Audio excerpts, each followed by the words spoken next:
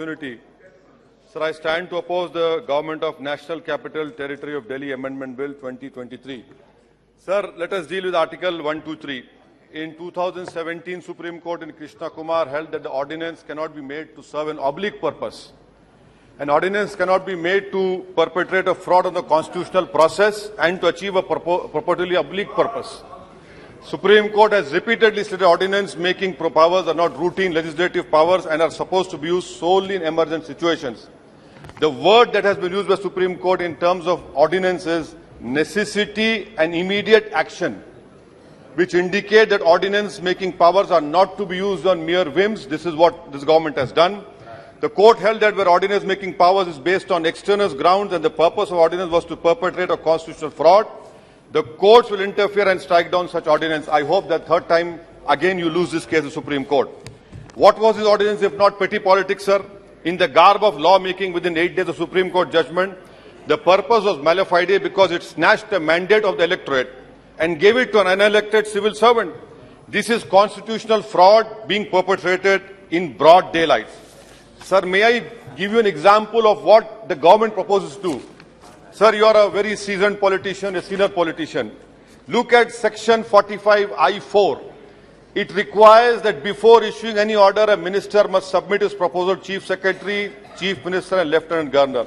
And the list of that matters submitted to LG is expansive. It includes 45I4, matters likely to affect peace and tranquility of NCDT, 45I4 subsection 9, any other matter of administrative importance which the President of India may consider necessary.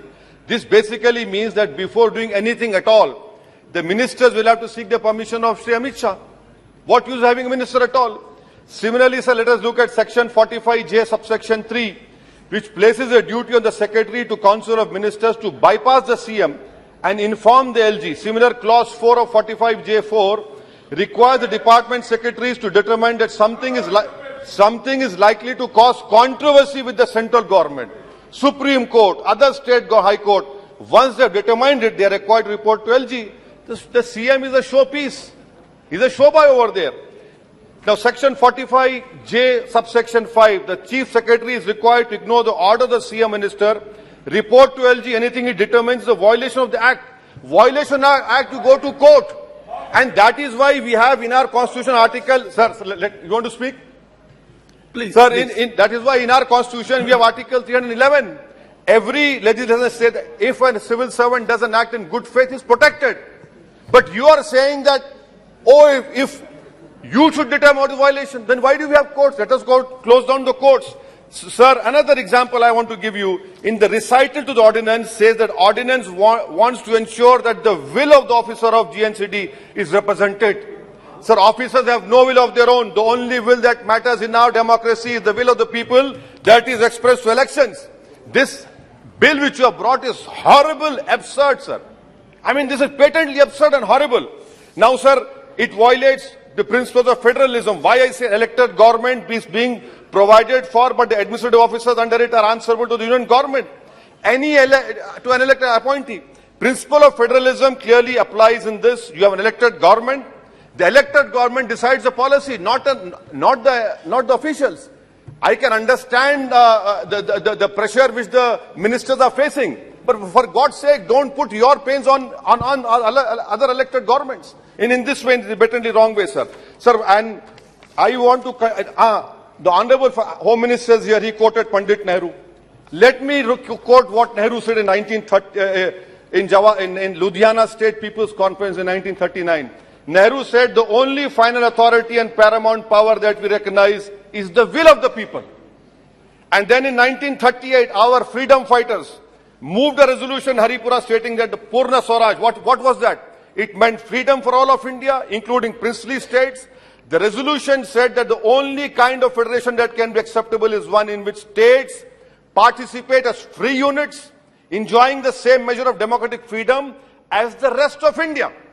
Now, the Honorable Home Minister says that they will do a better job. Yes, we know you did a fantastic job when lawyers protested. We know that you did a fantastic job by arresting only one community in Northeast Delhi riots. You did a fantastic job which will be written in annals of history on January 26 when farmers protested.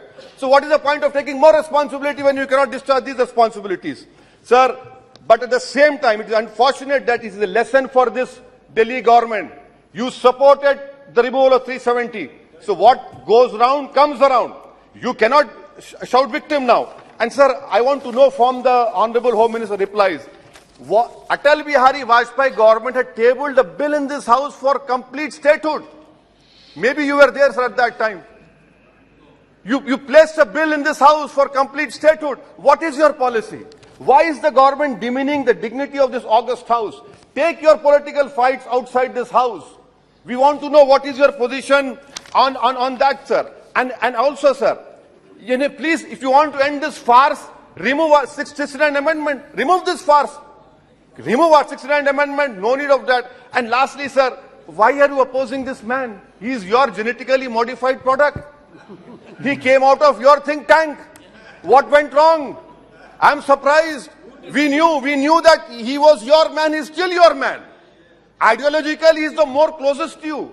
Maybe you want to use him for some rainy day when you're not in power. But that is a different chapter, sir. So I conclude by saying that I oppose this unconstitutional bill which violates federalism, which is part of the basic structure of our constitution. This is completely wrong. It will, and moreover, I am warning all regional parties that day is not far when Bengaluru, Chennai, Hyderabad or Mumbai can become union territories. Let us be careful. Thank you, sir. Shrimati देश विदेशातील प्रत्येक घडामोडींचे live update मिळवण्यासाठी आता साम टीव्हीच्या सर्व social media प्लॅटफॉर्मला like, follow आणि subscribe करा. तसंच सर्व नोटिफिकेशनसाठी बेल आयकॉन प्रेस करायला विसरू नका.